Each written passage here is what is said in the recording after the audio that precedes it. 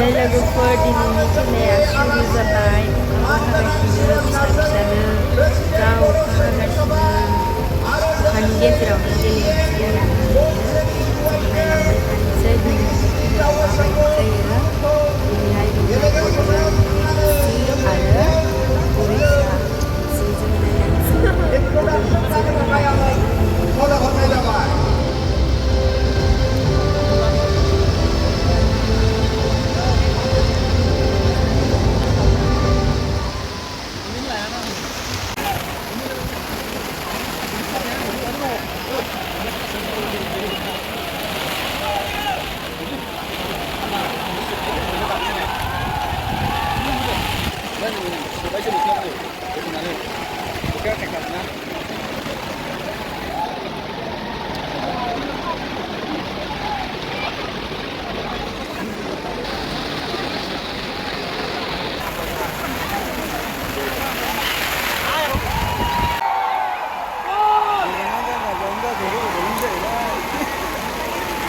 येल्लोआ बड'लेण्ड ना?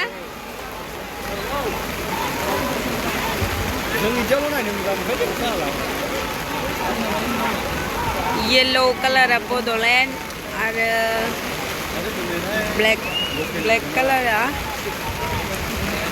उरिष्या।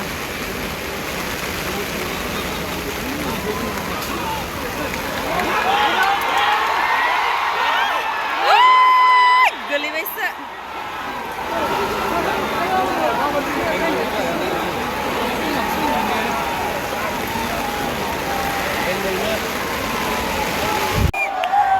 लोगोफोर दिनै बड'लेण्ड एफ सिआ उरिष्याखौ ग'लनै सोबाय।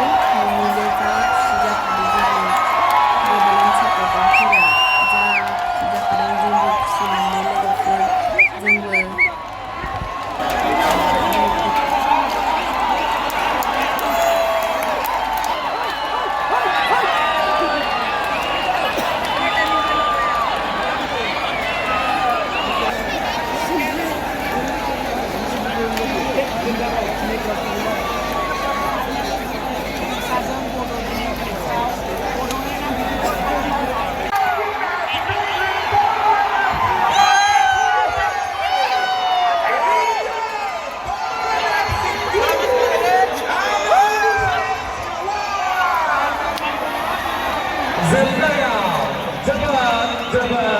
नारा गेलेनायनि गेजेराव उरिष्या एफ सि नि हानजा बड'लेण्ड एफ सि आ 2-1 गलाव देरहानो हाबाय।